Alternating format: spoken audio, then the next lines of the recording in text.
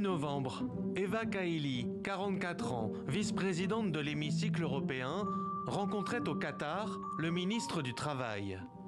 Quelques jours plus tard, le 21, à Strasbourg, la socialiste grecque prenait la parole à la tribune du Parlement. Aujourd'hui, la Coupe du monde de football au Qatar est une preuve concrète de la façon dont la diplomatie sportive peut aboutir à une transformation historique d'un pays dont les réformes ont inspiré le monde arabe. Le Qatar est un chef de file en matière de droit du travail. Des déclarations qui laissent perplexe, alors que l'ancienne présentatrice de télévision et eurodéputée depuis 2014 vient d'être arrêtée à Bruxelles. D'après plusieurs médias, les policiers auraient retrouvé à son domicile plusieurs sacs remplis d'argent liquide. Un flagrant délit qui l'empêche d'invoquer son immunité parlementaire. Au total, pas moins de 16 perquisitions ont été menées ce vendredi à Bruxelles. Ces perquisitions menées ce matin visaient essentiellement et d'abord à intercepter du matériel informatique et des téléphones portables.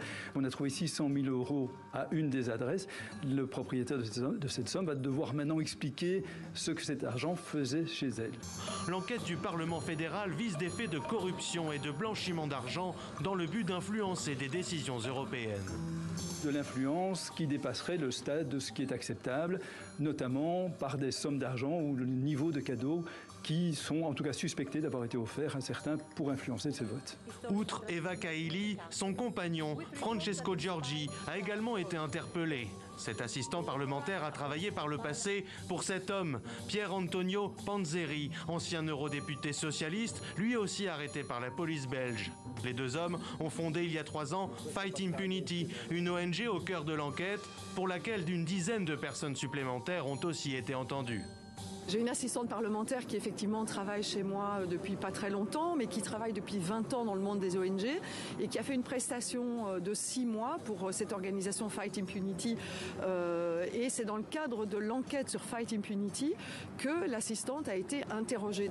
Parmi les 5 personnes arrêtées figure aussi Luca Vicentini, le secrétaire général fraîchement élu de la Confédération internationale des syndicats. Alors qu'Eva Kaili a immédiatement été écartée du Parti socialiste grec qui souhaiterait la voir céder son siège au Parlement européen, le groupe socialiste et démocrate de l'Assemblée européenne, auquel elle appartient, a annoncé sa suspension avec effet immédiat.